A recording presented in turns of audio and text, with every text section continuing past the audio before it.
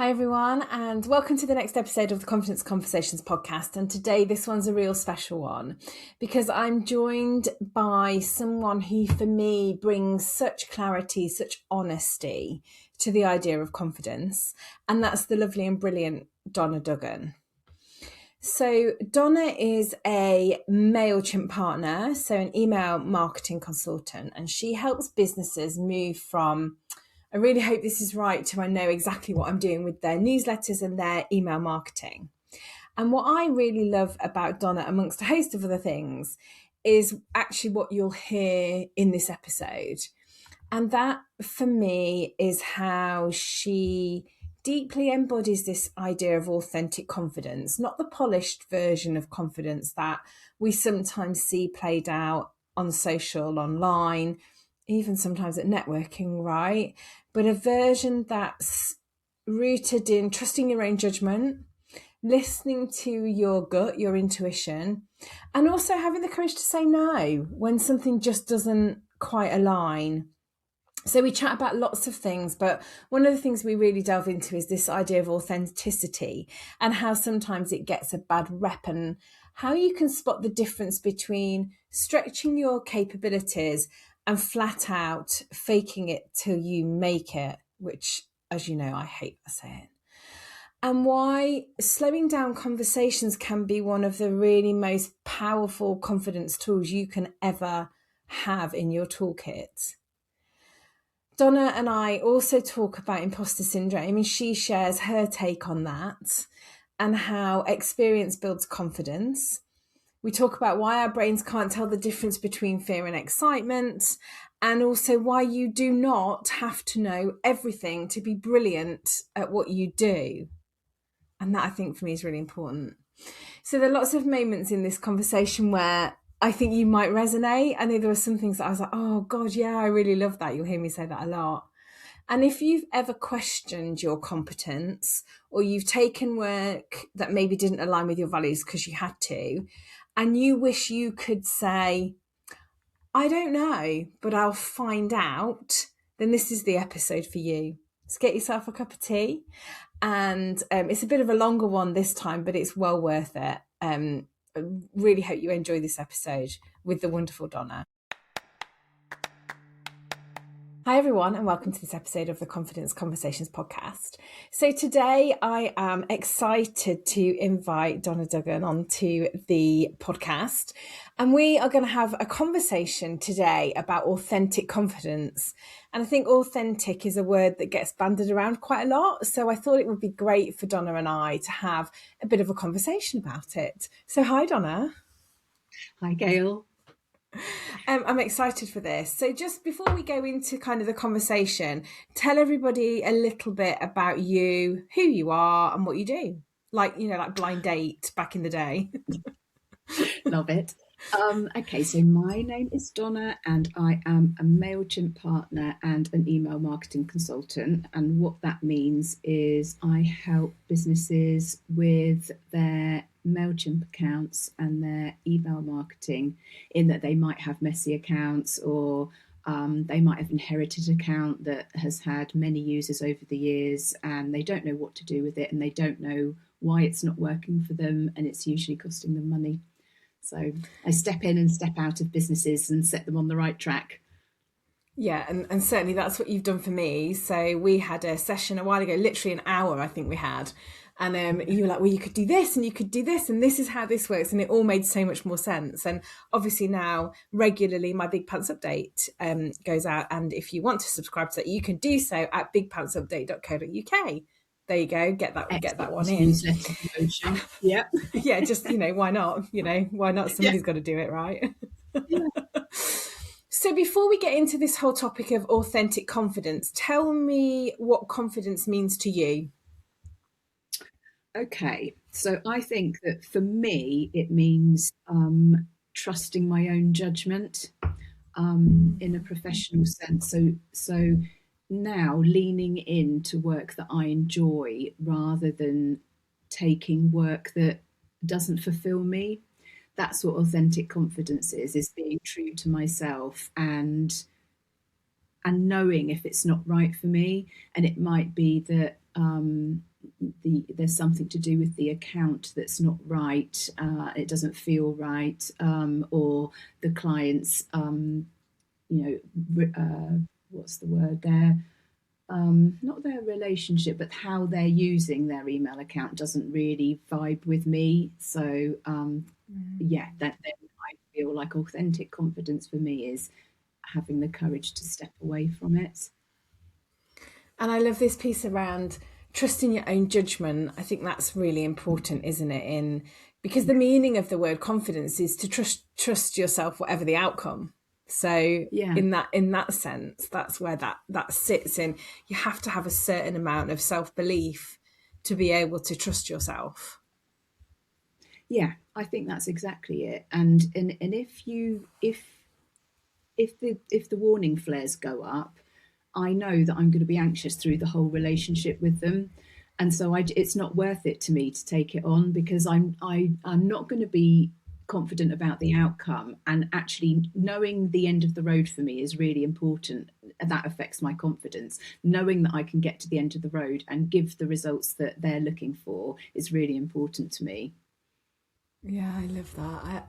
I say this a lot. I love that, but I genuinely do, because I think, and I don't know where that comes from over time, that sense of confidence in, for you, that you've just said, confidence like in the outcome, knowing that you can get to the end of the road.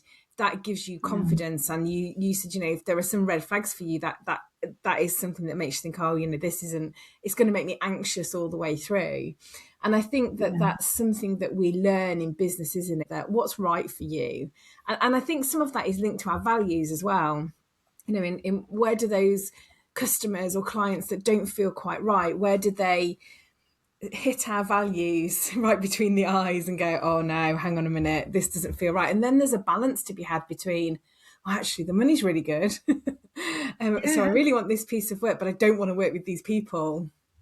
Yeah, exactly. I remember a few years ago, I was working with a client. I wasn't working them for very long, and it was in the run up to Black Friday, Cyber Monday, and they told me that they were going to raise their prices so that when Black Friday came, they could discount, but the price would be what it was usually. And I just thought, no, I'm not doing it. I'm not doing it.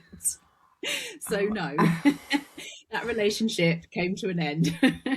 Yeah, well done you. And look, there's courage for me in saying yes and saying no. Isn't there? That there is that authentic piece of, I'm going to say no to this because it just doesn't sit quite right. And that's where the authentic confidence comes in, I think.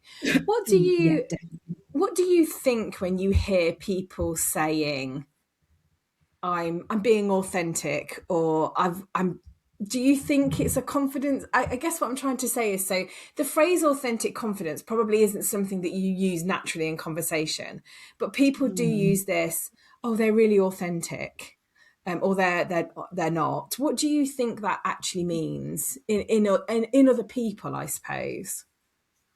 I think, and I may be being too black and white, but I think it's about honesty.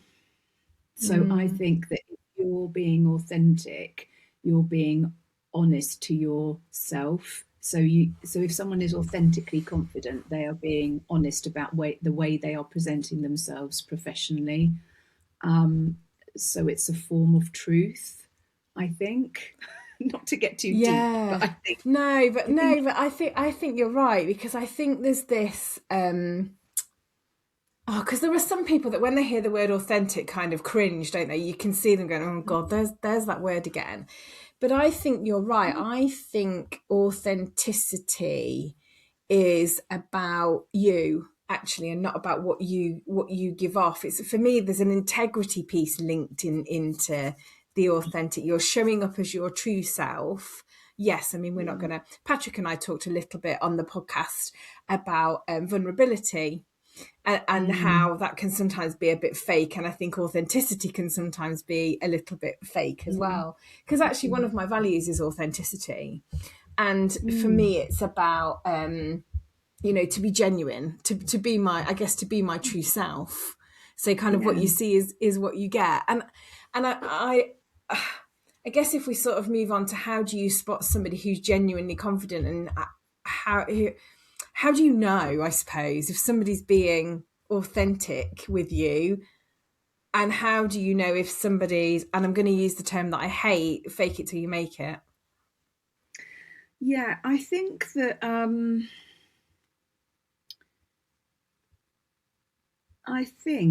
that there is a difference between stretching and faking. So I feel like there is a way that, because I've done this before, I think that you can feel confident in your basics. So I feel confident in the foundations that I use when I'm working in people's MailChimp accounts. And I feel like I have sent proposals for jobs where I've stretched. So I'm confident in what I can do and my processes. And I may not have the solution right now, but I'm confident that I'll get the solution. So I will stretch to achieve it. But I think faking is when you are confident, verbally confident in saying that you can do something, but you haven't got the foundations to complete it, to solve the problem.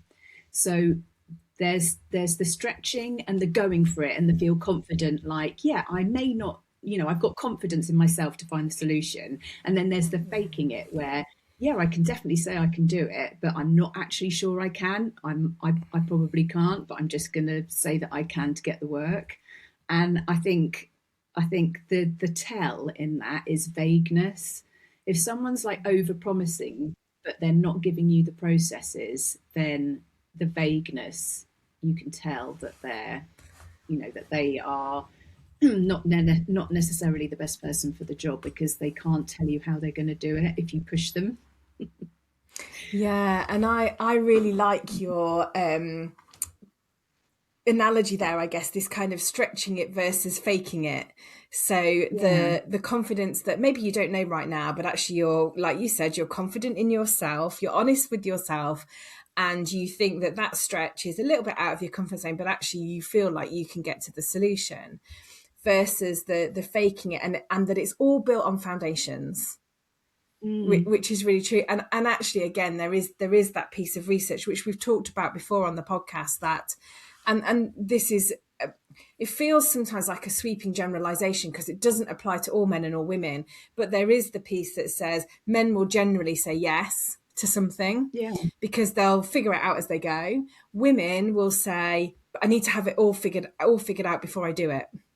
And there is that difference between whether we like that or not.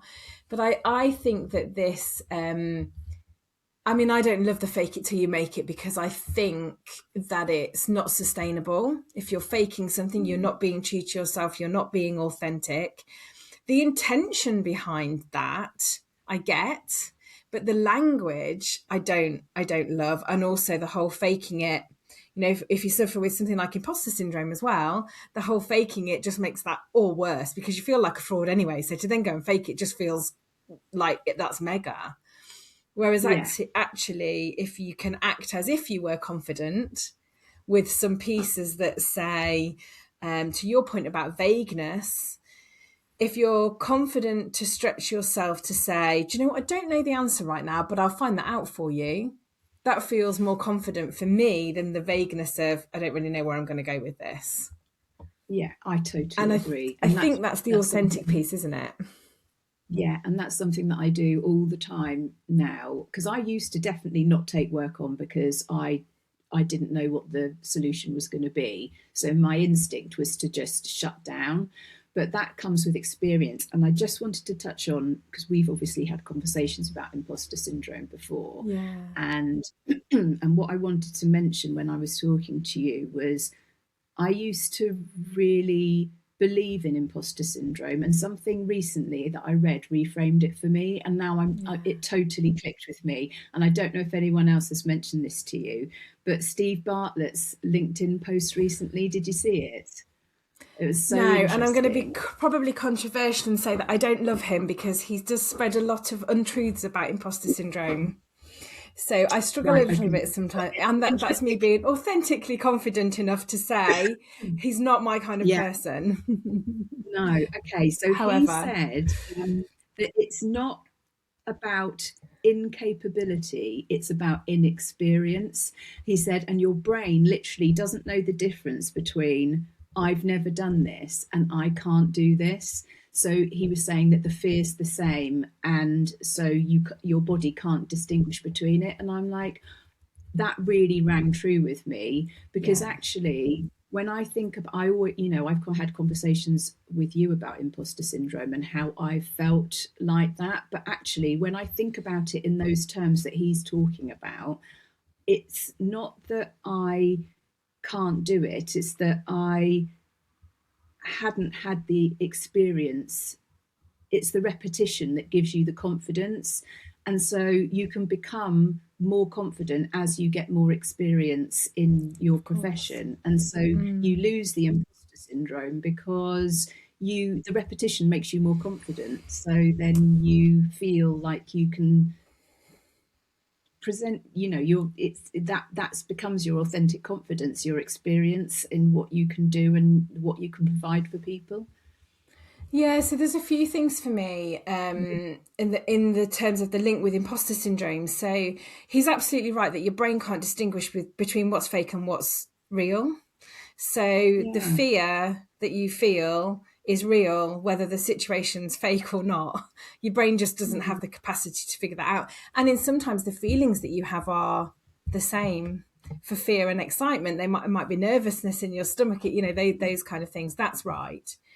So imposter syndrome is actually not about whether you're capable or not. It's about your perception of your competence.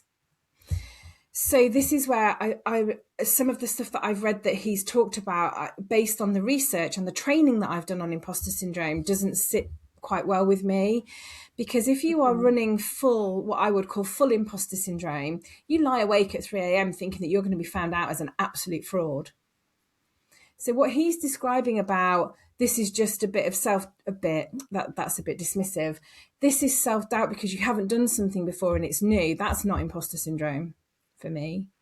Yes, you're always going to experience a feeling of imposter in situations, so imposter moments maybe where you haven't done something before and it feels a little bit uncomfortable.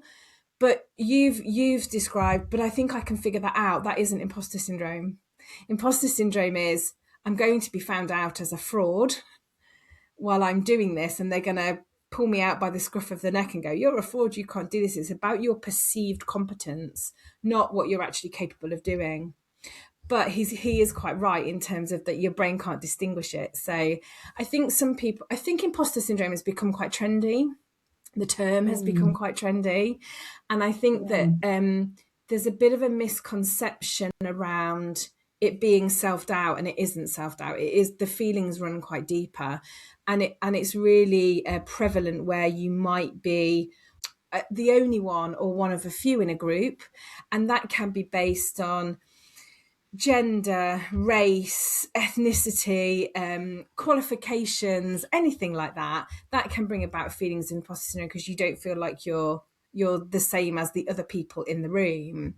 But I think when we come down to task, yes, you're always going to feel nervous when you come to do something new, if that makes sense. No, it does. But you're also quite right that the more you do it, the more confident you become in it. I know, but I know what you're saying though about the circumstances around you and yourself as a person as well, and what that, how that relates to imposter syndrome. So it might not be just about your ability to do something, it's all of the history of yourself that you bring to the table when you're taking on that task, or you're presenting at that seminar. It's not only your knowledge about what you're talking about, it's everything that has happened to you up to that point. Yeah, and you could have all the knowledge in the world and be really capable, all the qualifications, but still feel like an imposter because it's about your perception of your own competence. And of course, if you actually, Dr. Valerie Young talks about 5 types of imposter, not to put people in boxes like we would in a profiling thing, but just to say how people experience imposter syndrome. And each one of them, what happens is if something goes wrong or something happens, that person experiences deep shame. because they didn't get it. If they're a perfectionist, for example, which is one of them, everything has to be absolutely perfect. And if there's one tiny error, tiny error, which could be a comma in the wrong place, or, something, punctuation or something like that, that then triggers this whole feeling of shame, which brings about the imposter syndrome, which then holds people back from not doing that thing again. Yeah.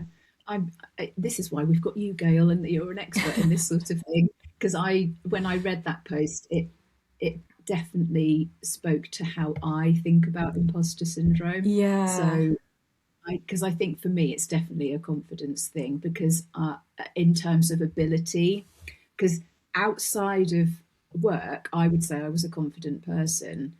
It's only with it, and that's why the experience part of that post that I read spoke to me. So yeah. And experience is and experience is really important, because but then there's the bit before that happens before that, isn't there, that says you have to have that bit of courage to go off and do that thing to build confidence in the first place.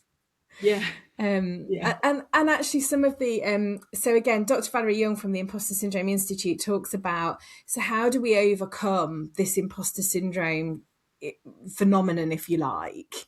And what she says is that to overcome it, we have to stop thinking like an imposter, because it's our thoughts that make us feel we're an imposter, and that so she does actually talk about this act as if. So act as if you were confident, normalize it, that everybody suffers from those imposter moments. Some people don't let it go very far because they're able to bring it back round, because they recognise it's self-doubt, or it's their inner critic talking, about Betty and all of that. But some people just can't, they find it harder, and it's a longer, deeper process to work through that.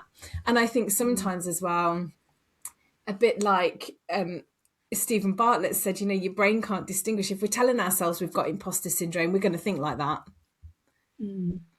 Whereas if we're probably being a bit truer to ourselves, we might think, God, this is tough because it's new and I've not done it before. So maybe where can I get help? Who can I involve? What do I need to do to get through that step?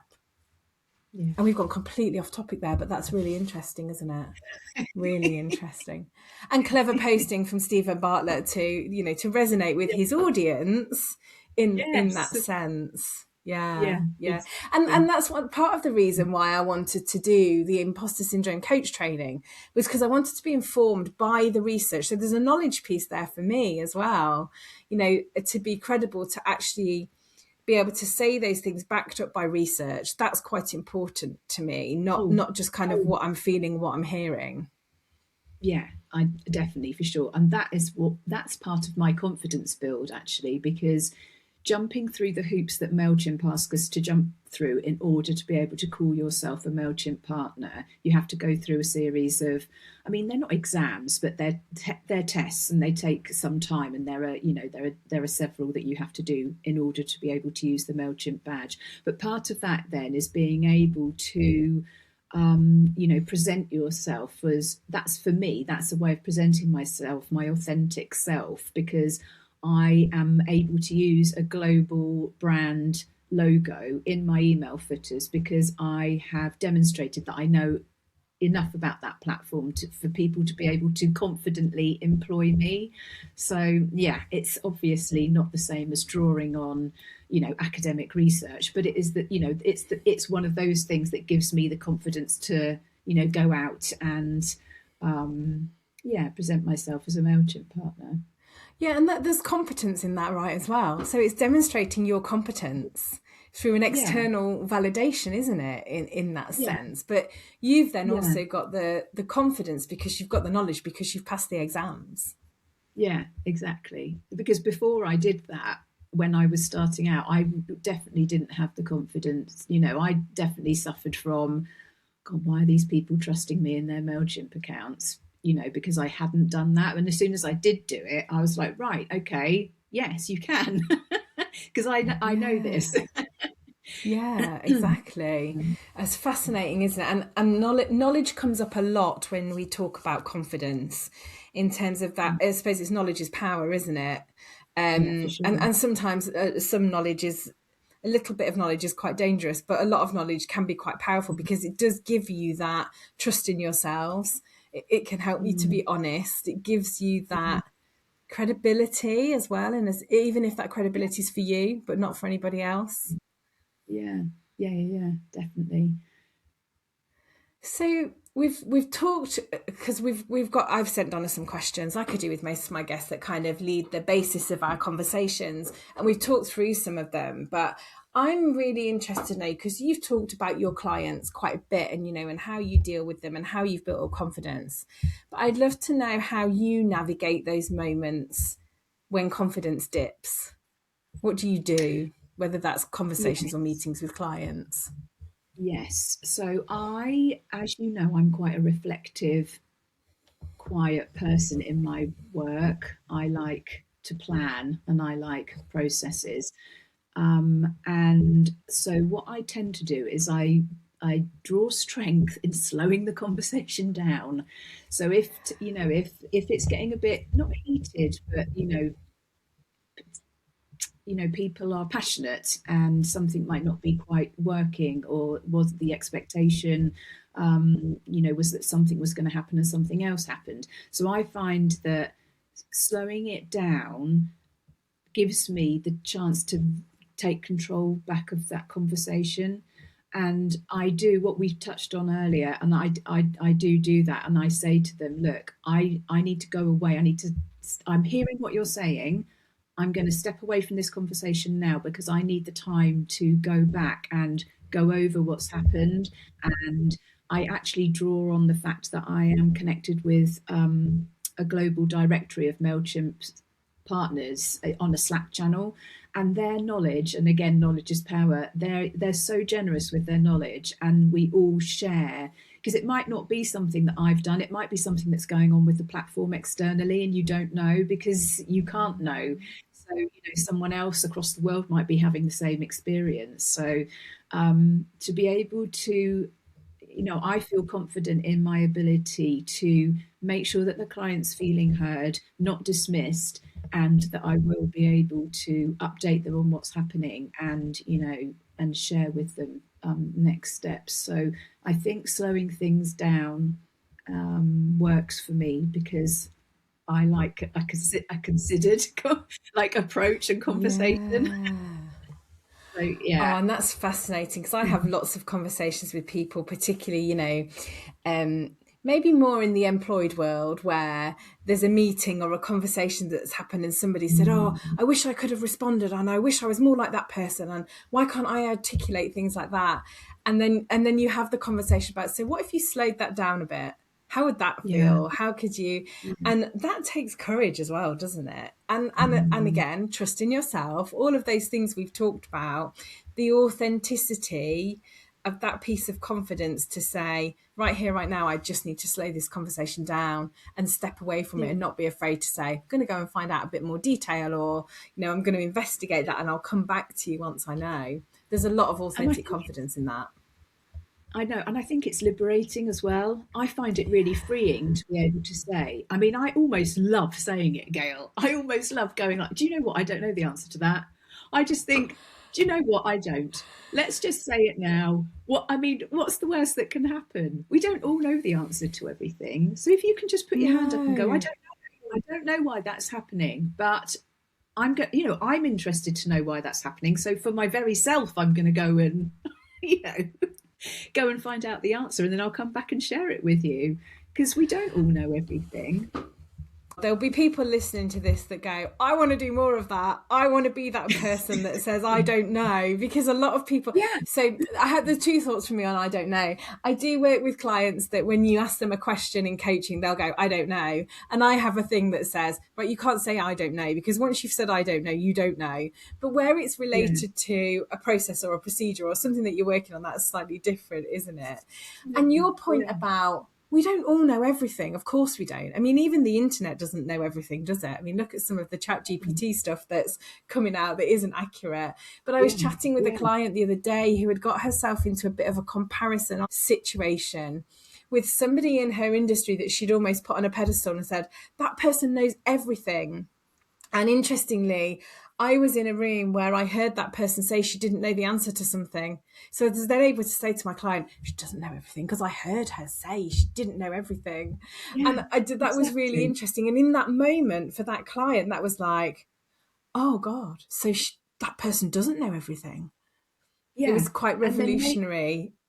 yeah, and then maybe once that happens and you come out there and you say it, maybe there's, maybe in an alternate reality or in this reality, your client then goes and approaches that person because they've shown that they can, that they aren't, they've shown some weakness, if you like. I don't think it is Yeah. weakness, but, they've shown some vulnerability, and that they Yes. make a connection there, and then they connect, and then they share information, and then, maybe they collaborate, or maybe Yeah.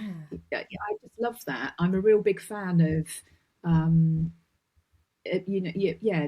letting people see when you don't know something, or when you can share information, and you make those connections, and there's a strength there to that.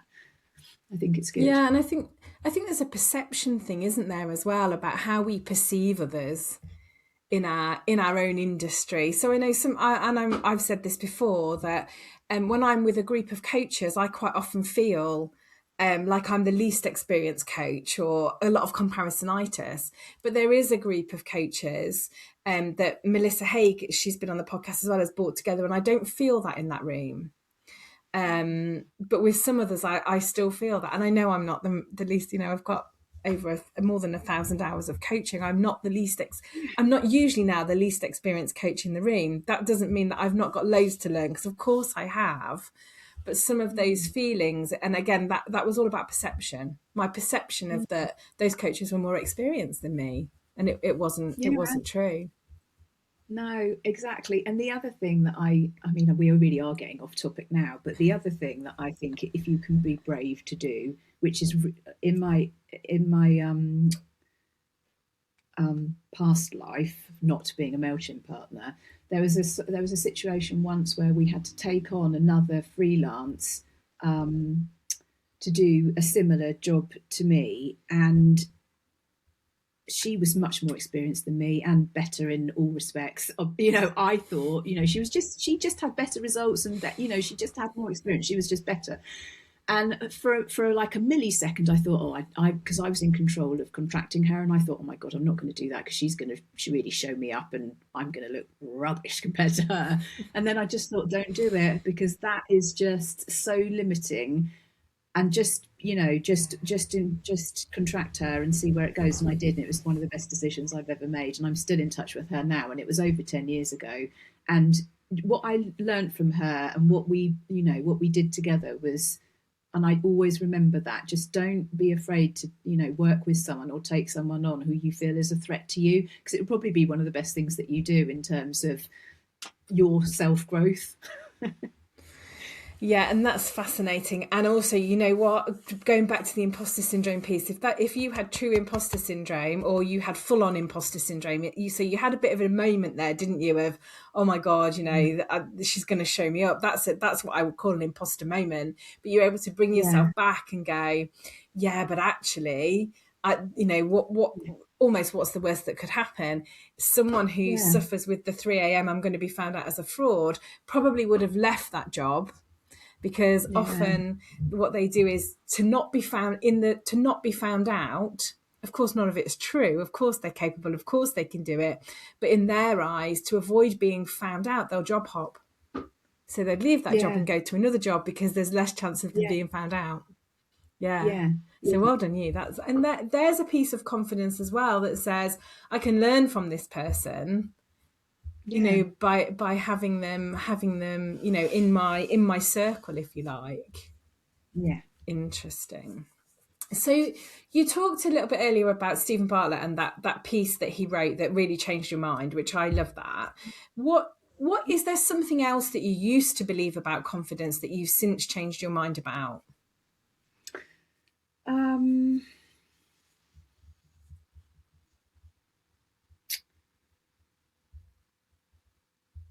I don't know. That is something that I really sort of went the imposter syndrome sort of way. So would there be anything else I've changed my mind about confidence? I don't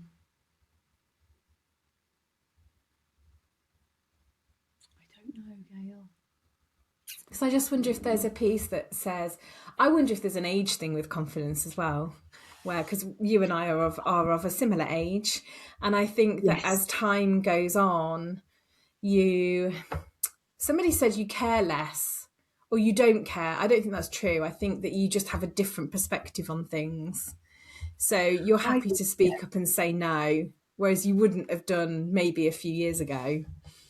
I think 100% age. I definitely think that it makes you more confident. But you only you have to go through it to have it. All of elements of your life come together to give you the ability to say no. And this is one of the things I was going to talk to you about earlier, about showing up as your authentic self and what happens around you as you're going through your life in different decades of your life, what can happen. Because I think that you can show up as your authentic self, but if something happens, like you go through a period of money pressures, that can really affect your authentic self, because you might end up over egging your expertise or taking on something that you wouldn't normally because of the fear. And that's something that you get with age as well, because you go through lots of things through your 20s, 30s, 40s that affect you in different ways. And I wanted to share that because I think we can all talk about being authentically confident and honesty, but if actually everything is really in flux around you and all of a sudden you're in a situation where external pressures are affecting your ability to be yourself, it doesn't mean that your beliefs are any different, but you have to prioritize putting food on the table, and fear will make you not be true. Like, so for me, I won't work with people who buy mailing lists because I don't think it's the right thing to do.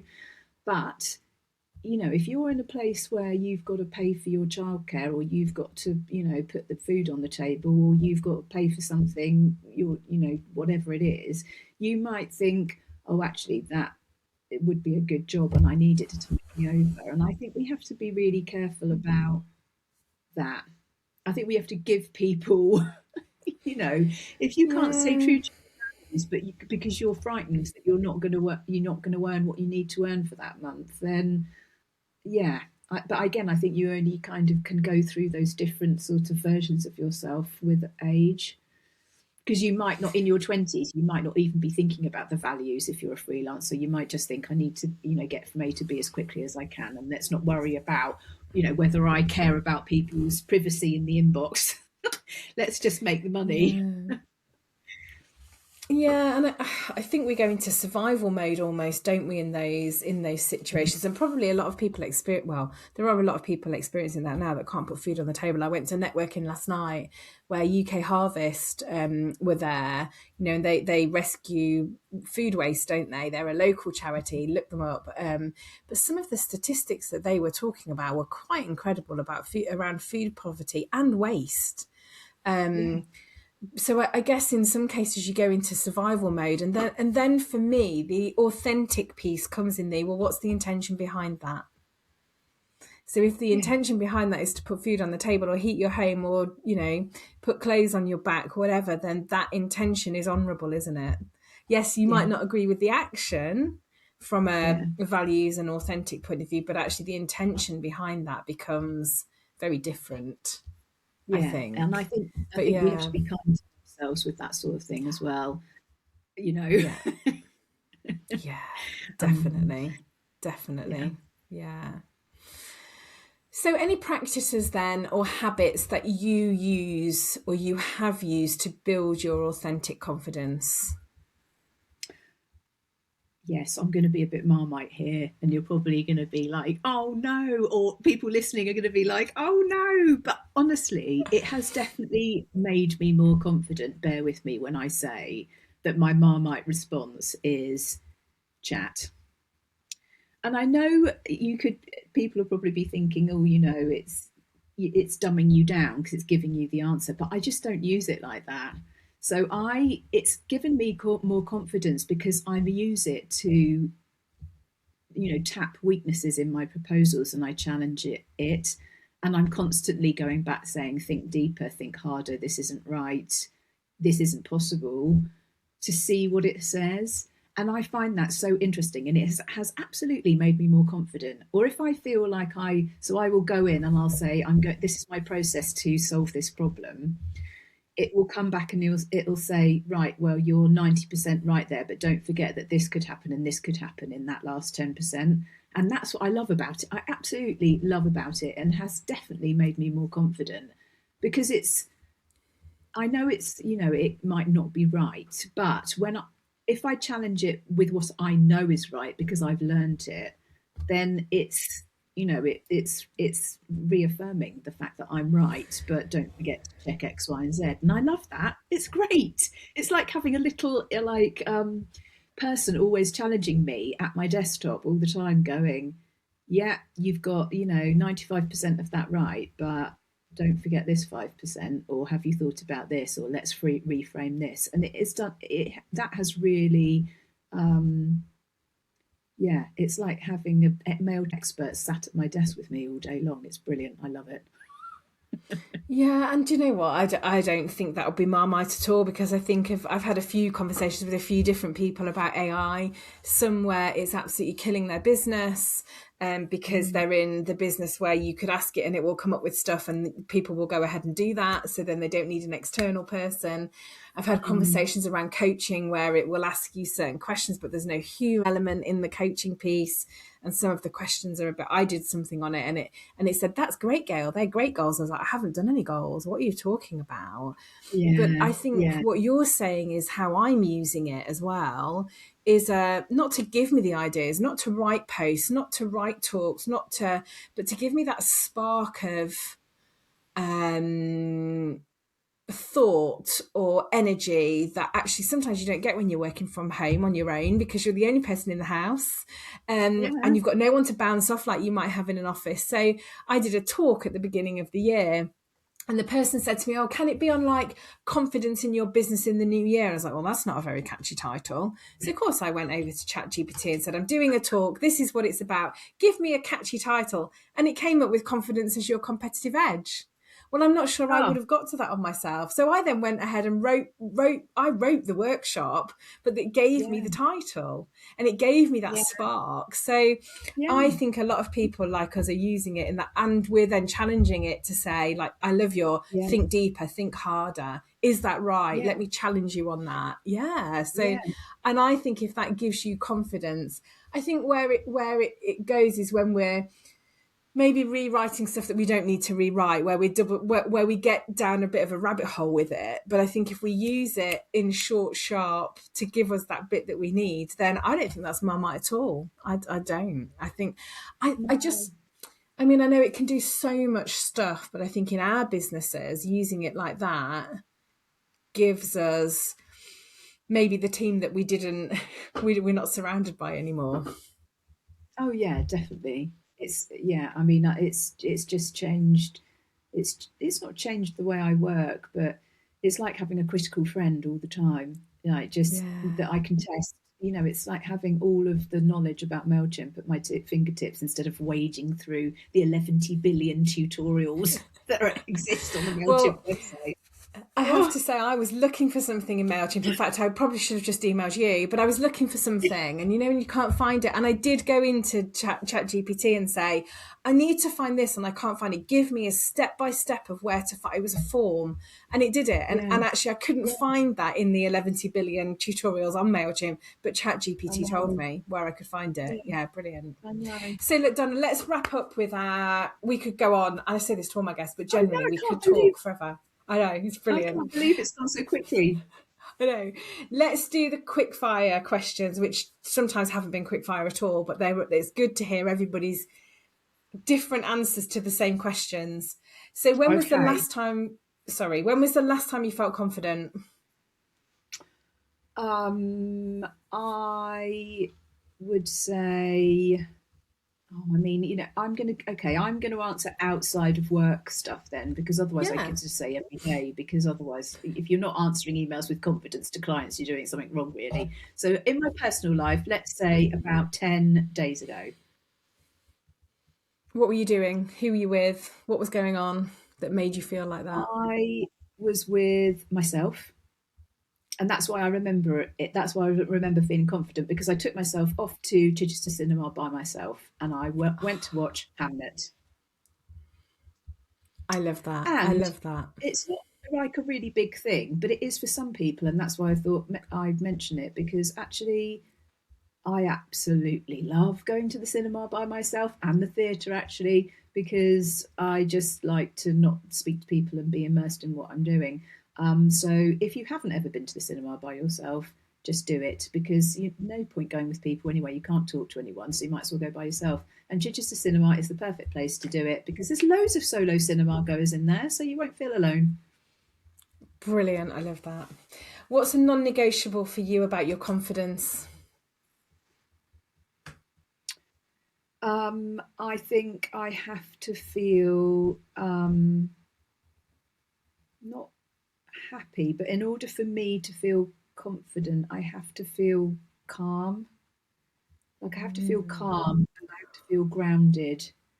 Like I mean, again, a bit woo woo, but I'm a Virgo earth sign. So in order to feel confident, I have to feel like centered, like Yeah, calm, yeah. and then I feel confident.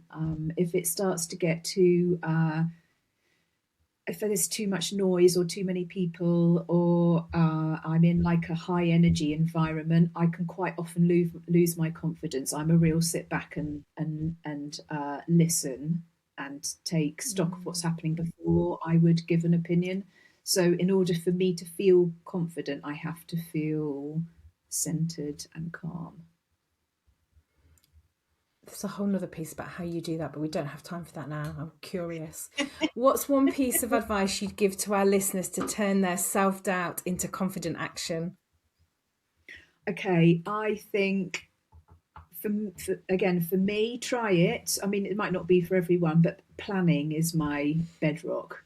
Like, Gail, that even for this podcast, I'd already read the questions like 2 weeks ago, made some thoughts, written it down, because that then enables me to come here for my first ever podcast, I have to say, come here Yay. and be able to answer your questions with, I hope, a little jot of confidence. Yeah, and we've gone off topic as well. So, for your first time, because I know that you, Patrick, and I had a conversation where you said to him, well, when will you look at the questions? He was like, oh, Monday. And he was coming on the podcast Tuesday, and we were both like, oh my God. Yeah, it's really funny. What's one daily confidence habit then that you'd recommend? Um, daily. I again, not for everyone, but I like structure. Like I'm a lark, so I like structure. So again, for me to sit at my desk and feel confident in my day, some things have to happen. Like, I have my tea in the same cup. If I take the dog out, I take the dog out. I do all the like I do things in a sort of way that I do them every day, and then it sort of clears my head to then think, right, so I'm going to be sitting at my desk, and then I'm going to be working through my to-do list, which is another Virgo thing. So yeah, I think I like planning is my thing, and structure. Those things for me, if you're a typical Virgo, planning and structure won't be things you've never heard before. Interesting. I love it. Oh, look, Donna, thank you. It's been a pleasure. If people want to connect with you, where's the best place to find you and connect? Oh, if people want to connect with me, you can find me on LinkedIn. I'm on Instagram as well, but LinkedIn's my place. Perfect. And we'll include how you can connect with Donna in the show notes. So thank you, Donna. It has been a pleasure. Thank you everybody for listening, and we'll see you next time on the Confidence Conversations podcast. I really did enjoy that episode with Donna. I think she brought such honesty and calm to this idea of authentic confidence, from really trusting your gut, trusting your instincts, to sort of navigating client conversations, to recognizing when you're stretching versus when you're faking it. And I loved her reminder that confidence doesn't mean knowing everything, to be the expert or to be known as the expert in something, and that sometimes the most confident thing you can say is, I don't know, but I'll go and find out. I think that builds credibility too, actually. We also explored this nuance between self-doubt and true imposter syndrome. I think I'm going to do a separate podcast episode on that, because the role that experience plays in building confidence over time is very different to how we might experience imposter syndrome. And I think there are also some external factors that impact your confidence and your self-doubt, like the external pressures we talked about, like money, comparisonitis. They all pull us away from our authentic selves and our purpose, if you like. Very powerful reminder that we can all do with being kinder to ourselves, which I think a lot of us would admit we're often not very good at. We can, if we showed as much kindness as we showed to our friends, the world would be a very different place. And I think this is especially important when life is loud and noisy and busy and crazy and there's lots going on. Donna's practices as well around planning, structure, slowing things down, and kind of grounding herself are really simple but really impactful, right? I really love those. And I think whether you're a Virgo or not, I'm a Leo. I think we can all take something from the idea that confidence grows when we create these conditions to feel calm, to feel centered, and to be prepared. I'm sure if you want to go and connect with Donna, you absolutely can. She shares loads of great tips and insights on her LinkedIn and on her Instagram, and all the links are in the show notes.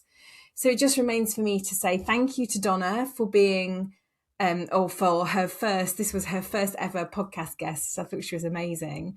And of course, if you love this episode, please subscribe, or maybe share it with someone who you think would benefit from listening. So I look forward to seeing you in the next episode of the Confidence Conversations podcast. And until then, maybe stay grounded, stay curious, be true to yourself, trust yourself, and remember to always pull up your big pants.